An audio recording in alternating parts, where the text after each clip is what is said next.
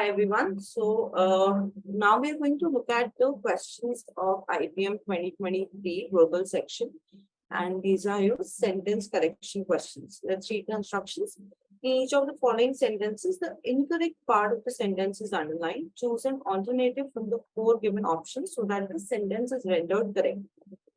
Now the sentence is when you play the Secret Santa, you are expected to buy a gift for whoever you are assigned without letting them know that you are the one buying the gift. Now, if we read our options, so our options say whoever you are assigned. So option A is repeating as it is. Option B says whomever you are assigned, whom you are assigned, and who you are assigned. Now, whenever there's a discussion or whenever we have to decide between who and whom, so the first and theoretical thing that we need to understand is that who is a subjective case of pronoun, and whom is a objective case of pronoun, objective case. Now, what do we mean by this? So let's understand it with the help of an example. So if I say that I bought a gift for she or for her. Now, if you look at the sentence, so who is performing the action? Who is performing the word? This is I. So here, I is the subjective pronoun, bought word, and I am buying the gift for this person, but this person is not doing any task. So this person is functioning as an object, and therefore we are using the objective case here, which is her. Now, by the same logic, if we read the sentence, it says, you are expected. So, you is performing the task. So, you are expected to buy the gift for. So, here the correct answer will be whomever, not whoever, but whomever you are assigned. So, correct answer to this question will be option B. So, the same instructions. Let's read the sentence. Justin couldn't understand why his friend had refused to work in a company that offered him a huge salary. If it had been him in his friend's place, he would definitely accepted such an offer. Now, whenever you come across this structure where you have if in the sentence, it's a conditional tense question. Now, what do we mean by conditional tense? So, conditional tense is where if the condition is met, then there's certain result that is going to happen. And the third conditional, so there are four types of conditional. Here, what they have placed is third conditional. So, according to third conditional,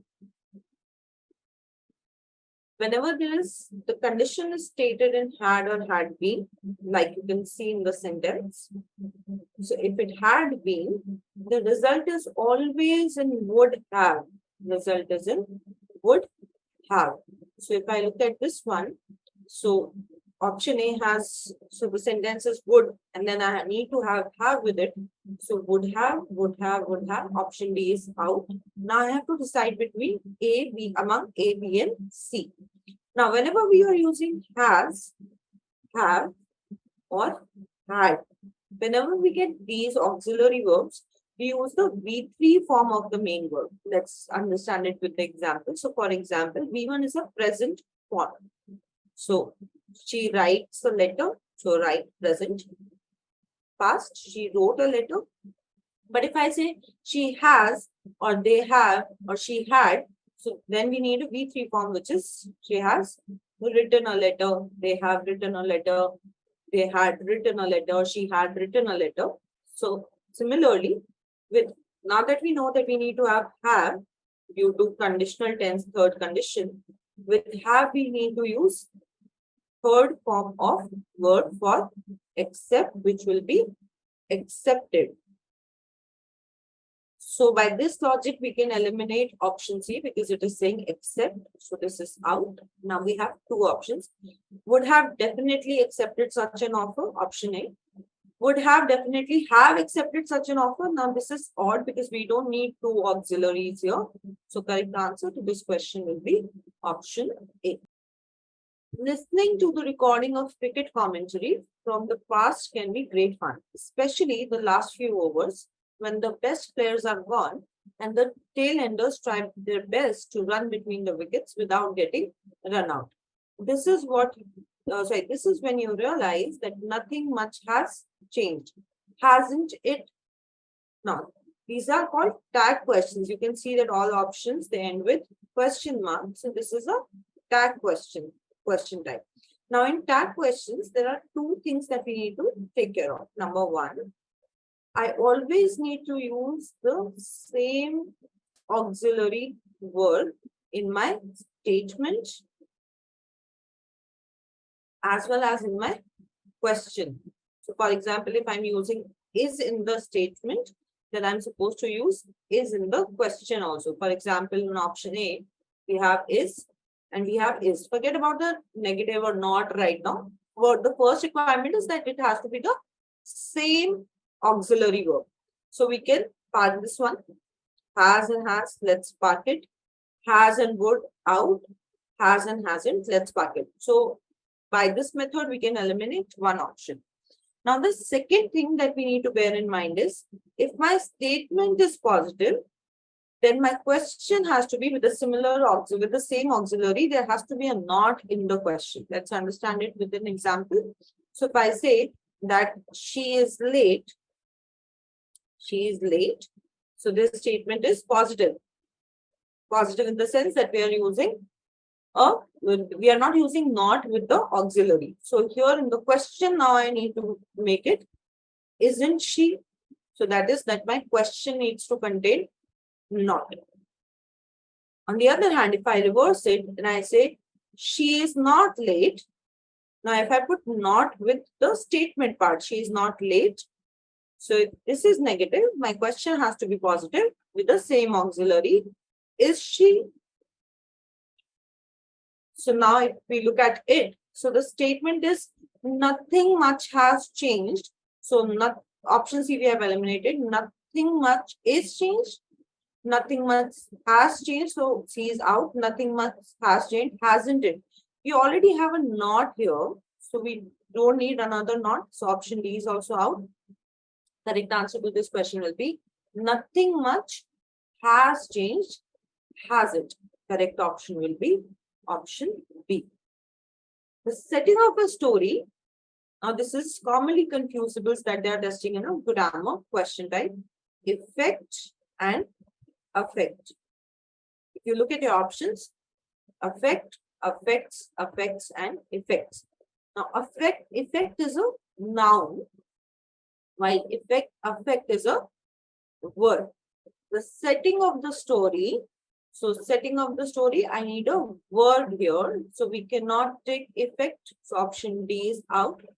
This statement that is given is incorrect. Now I need affect or affects. That's what I need to decide first. So setting, which sounds to be singular. So setting affect or setting affects. So setting, we need a singular verb. So therefore setting affects. So we can eliminate option A. Effect, because it is noun, we don't need it. Now, affects and effects are common. The story plots or stories plot. So we need the possessive case here. We are talking about one story and we need to make a possessive case. So for example, if I say that I'm going to my friend's house. So I'll say I'm going to my friend's house or I'm going to my friend's house. So when I have to show the ownership, we use apostrophe S. So stories plot, correct answer will be option C here. My aunt Seema was the most generous of all members of our family. Whenever we went out for dinner, she always insisted to pay for the meal. Let's look at the option. That she pay for the meal, that she will be paying for the meal, that she had paid for the meal, that she insisted on and paid for the meal. Now, words like insisted, ordered, commanded, recommended, suggested, they all indicate towards subjunctive sentences. So she is insisting. Now, we can clearly eliminate option C because C is saying that she had paid. If somebody has already paid, then there's no need to insist, correct? So this can be eliminated. Now, whenever we have these, subjunctive options, for example, subjunctive keywords like insisted, recommend. So the verb that we use is plural. So instead of pays, we are going to use the word pay. So option D is out. Option C is out. Now, that she will be paying or that she pay for the meal, because we're talking about her general nature every time she does this. So there's no need of will, because we are stating about what she does every single time. But since it is in a subjunctive format, correct answer to this question will be option A.